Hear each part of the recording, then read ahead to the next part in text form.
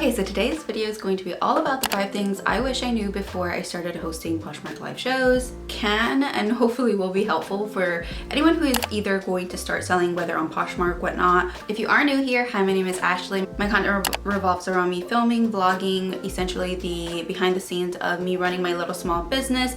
I do host on the Poshmark platform. I am a Poshmark live seller.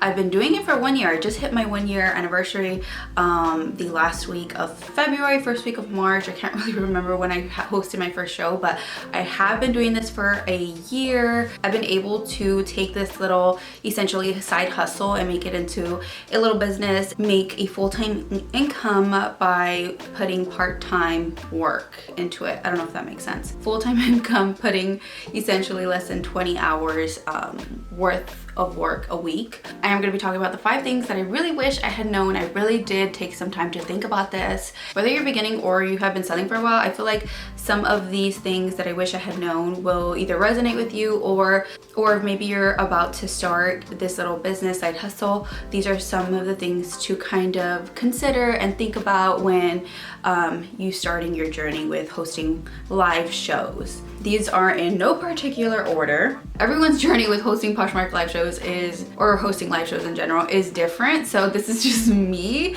Okay, so number 1, it's going to be a bit of a roller coaster ride in regards to revenue. So just FYI. I feel like I kind of did see this coming. So you can have one show, you can make 50 bucks. You can have another show, you can make 500 bucks. And then your third show, you can make 200 bucks. It's just like literally a roller coaster. You have no idea. And I feel like another thing that I should toss in there is that you do have to be a little bit mentally tough, I guess you could say. So be mentally prepared, because it can be very humbling. Though it does get easier once you start understanding your customers, you start understanding whether if you have inventory coming in, what type of inventory you have coming in, the seasons, what I guess you could say quarter we're in, also what month. I have had shows where I made like $800 to $1,200 in a show, and then the next show it's like $200, which still I'm never gonna deny or say no to getting $200. But it is a little bit humbling. I tend to, whenever I have a bad show, I do take it very personally. I take it to heart. I'm trying very, very hard not to though. Don't really focus on the numbers. Don't really focus on the money. Do it because you enjoy it, you're having fun. Get excited about it, try different things, go back to the drawing board and try something else. But again, it is gonna be a bit of a roller coaster ride. Just take all of that into consideration. There's a lot of factors that come into play. Just don't give up. Keep on showing up, keep on being consistent. Okay, so the second one, I feel like a lot of people, especially if they do Poshmark live shows, they're not gonna agree with me on this one. And that's okay. You are the brand. They jump on the platform, on the Poshmark platform to shop. You're known for selling a certain brand, for, you know, the vibe of the show, for how you make people feel when they shop with you. I feel like this type of business is essentially like a personal brand. People get to know you, they get to like you, they get to like essentially the brands you bring in, the styles, the colors, the aesthetic and everything, and they shop with you because of not only because of the great items you have, but also because it's you, your personality. And not everyone's gonna agree with me on this one, but it is essentially a personal brand. Number 3, and I think this is a very important one, and if you are just starting off on Poshmark or live shows in general, so please, please, please learn from this from me. If I could go back and when I'm starting essentially this little journey of hosting Poshmark live shows, I would literally just grab myself by the shoulders and shake myself and be like, please do not just rely on Poshmark. As you're going Poshmark, grow on whatnot, or other live platforms, selling platforms essentially. I think it's very important to kind of broaden your where you can sell, because it is hard to grow. I'm not gonna lie. It takes a lot of jumping on, having pretty crappy shows, back-to-back crappy shows. Everyone's journey is different. You could be one of the rare few where you jump on and your shows are just killing it. Again, a lot of factors come into play. If you think about it, say if I can only have 3 shows a week, overall because I'm limited on time. And if I'm kind of balancing the two, selling on Poshmark and then selling on Whatnot, it probably could have taken longer to grow essentially your business, but you never know because two platforms, they're really, really great in their own ways, but you could have had thriving platforms essentially. Who knows? I could have been further behind, further ahead. I'll never know, but I really wish I had started on both platforms rather than just focusing on one, because of the fact that I am now just kind of solely relying on one. A couple of months ago, decided that I was going to do Whatnot, but I did not like the fact that I was starting again. It's really tough to start this kind of little business because you do put yourself out there and most of the time it's crickets, and I know because I've been there.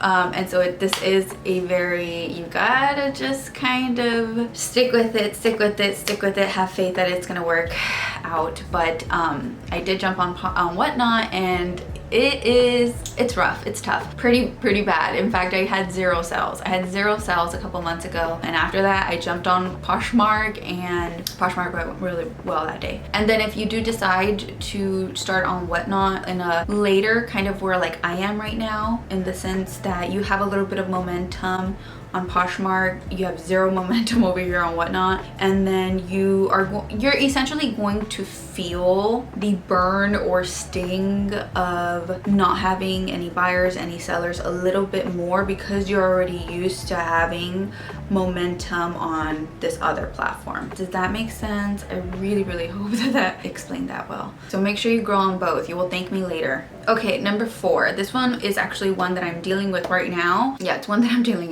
with right now, and I had no idea that I kind of did. But I guess I really didn't ever really think too much into it. But essentially, you will be left with a lot of inventory that people don't want. Let me give an example. Let's say I order a box of 100 pieces of inventory. They come in, you have a show on Monday, great, you sell 30 pieces, awesome. And then you have a show on Tuesday, you sell another 20 pieces. So as you keep on having shows, best items are going to be taken to the point where you're kind of left with the items that people just don't want. It's either the sizing is off, the colors are a little bit too out there, the prints are just not that great, or it just takes a specific buyer for that item. So I wish I had known that I was going to be left with essentially a lot of not so great inventory. For example, do you see this box here? I'll link it if anyone is interested. Really great sturdy containers. They fit about essentially 80 to 90 spring/summer pieces. Absolutely love. I'll link it down below. It is an affiliate link, so I do get a small kickback. I do have one of these containers, and like I said, it fits almost 80 to 90 pieces of inventory, and I have one of them filled with clothes that I have shown at least 5 times minimum in my shows. 80 to 90 pieces that I have shown at least 5 times in 5 different shows, and they have not sold. I'm not going to give up on them. I'm still going to auction them off, and they are moving, but they're just moving at a slower pace. And I know you're probably thinking, well, that's easy, just have like a $3 show, $8 show, but I don't like the idea of $3 to $8 shows. I've only had, I think, like maybe 1 or 2 $3 shows, and I did film it. I filmed it in one of my earlier like some work with me vlogs.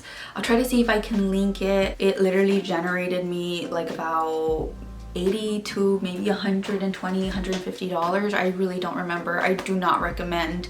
Also, I don't want to lose out money on these pieces. They are selling, but just very slow. The easiest thing would be just to continue having more shows to kind of get rid of that inventory. The last one is a good one, especially if you are just starting out. Please listen up.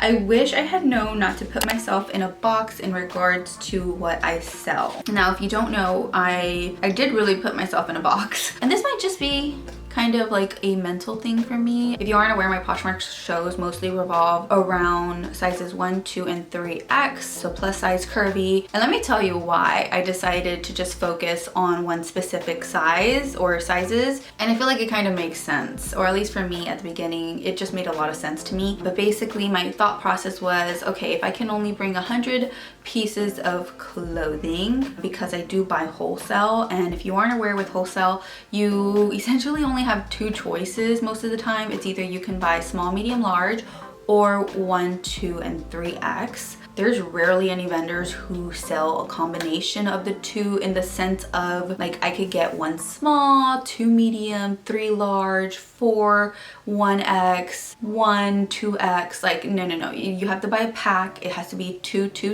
small, 2 medium, 2 large, or 2 1X, 2 2X, 2 3X. Like there's no mixing, I want this many. No, it has to be the 2 2 2, the 2 2 2, or 4 4 4, 4 4 4.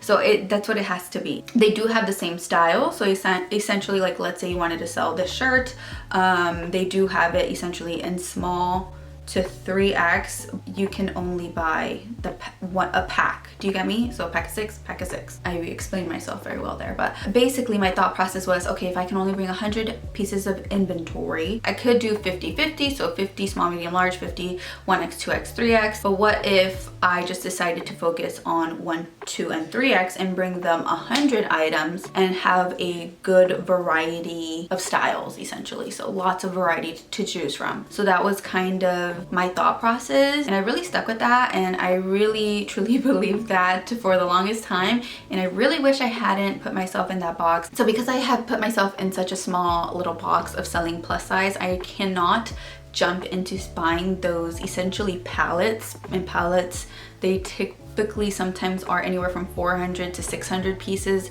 There's some pallets that are a lot more. They're a couple of $1,000s. And so I can't buy one of those boxes because of the fact that the sizes are from extra small to 3X. I'll be able to sell the 1, 2, 3X, but then I'll be stuck with small, extra small all the way to large. It could be less than half, it could be more than half, it could be exactly half, but you don't know what you're gonna get. There are pallets, don't get me wrong, there are pallets that sell only plus size. There's one that comes to mind, but I'm very hesitant on getting that one because of the fact that it is a very, very oversaturated brand. The thought of buying essentially 600 pieces of that oversaturated brand just does not sit all too well with me, and honestly that is definitely a gamble. So that's something that I want to do, but I don't think I'm at the point right now to do it. Maybe by summer I will, hopefully, fingers crossed. Make sure to subscribe and check out my vlogs, because I do give you all of the details behind my business, what I'm doing, and all that. But those are the 5 things that I wish I had known. I feel like if I had known that before I started my little business or side hustle, I would have really thought about things a little bit deeper than just kind of just winging it. But I really do hope that you learned something from this video, or at the very least entertained. But if you did make it this far, thank you so much for watching. Consider subscribing, and I will see you in the next one.